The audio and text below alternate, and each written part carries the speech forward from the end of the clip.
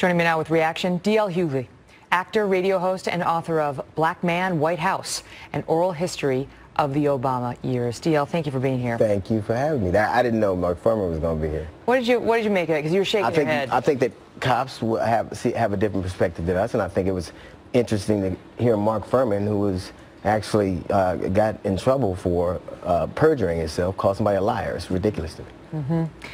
But what do you make of the fact that she had inconsistencies in her story? I think the cop had inconsistencies in his too. To me. So then you let the evidence play out. Here's my problem. It is my belief that no matter what happens, no matter what we see, the cops are given a presumption of innocence. If that same tape showed a suspect doing something, that would be all the prosecution would need. And they would say the evidence is all right here. But a cop gets a presumption of innocence that is, no matter what they see, we can see somebody getting shot to death. They go, we don't know what happened before. We don't know what happened after. I know this, that in a state, in both these states, a lot of men in Louisiana, 50 or 47% of people carry guns.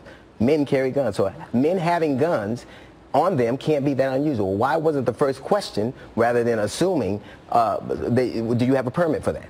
Those are states that you can carry a gun. But you're making assumptions because we don't know what happened. What we have right now is her testimonial, which doesn't capture the actual event. Do we know whether she's credible? Do we know whether... We know this. We know he had a permit to carry a gun. But that doesn't answer any of the questions. That absolutely answers the question. If he pulled the firearm on the officer, if he didn't disclose it, if the officer felt threatened... Why on earth would you... Here's what we do know. He had a permit to carry a gun. When you get a permit to carry a gun, they tell you exactly how to act when a police officer pulls you over. That doesn't mean he didn't threaten the officer. You're willing to give them a presumption of innocence. I'm not giving them presumption. Well, the law gives them the presumption of innocence. No, their badge gives them a presumption. We don't know the facts. I mean, we saw this happen with Michael Brown and Ferguson. And we still don't know the facts there. We have a police officer's word and a grand jury's word. No, we have the Department of Justice's word. The Department of Justice shut down Ferguson. Ferguson had to be shut down because it was so corrupt. The Department of Justice found that the police there had endemic racism. They found that. Right. But they also exonerated Officer Darren Wilson. That's not a... And they found Hands Up, Don't Shoot was a lie. Let me ask you something. And that Michael Brown was the aggressor. Wow. Here's what I'll say. Don't wow me. Don't tell me not to wow you. I can say wow if I want to, and I'll tell you this. I'll tell you this. They found systemic racism, right?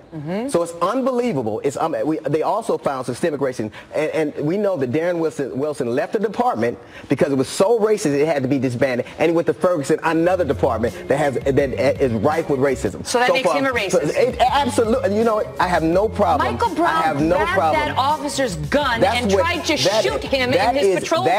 That is, no one has proven that. That's what Eric Holder's DOJ concluded. And Eric Holder's DOJ concluded that Department was so rife with That's a dodge. I already conceded that, DL. We're talking about Michael Brown and the lie of Hands Up, Don't Shoot. I don't dodge at all. I'm here in Fox News. Then let's stay on it. Then let's stay on Michael Brown. No, we're talking about...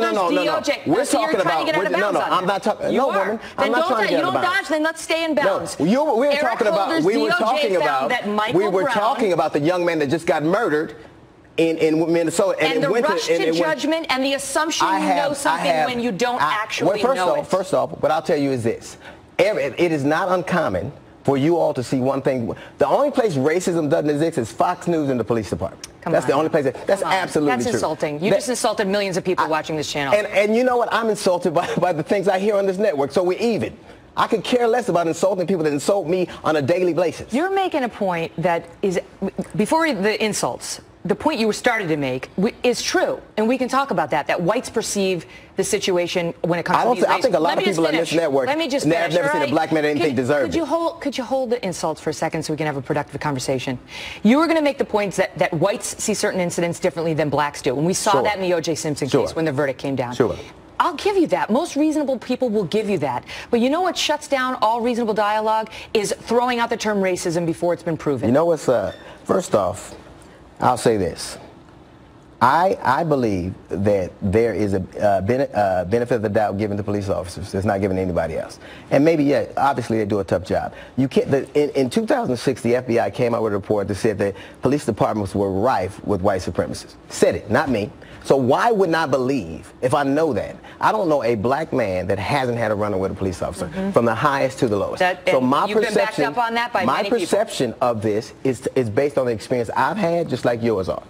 So I am not willing to give them a benefit of the doubt. I have seen a lot of things. I lived in the city that Mark Furman Police that also had to be taken over by the federal government. It's very dangerous when you get to the point where you paint with an entire group with the same brush based on the bad actions of a few. That is amazing to hear on this network. That really is. TL. That really is amazing to hear on this network. The only place racism. Thanks for being here. Thank you for having me. Take care.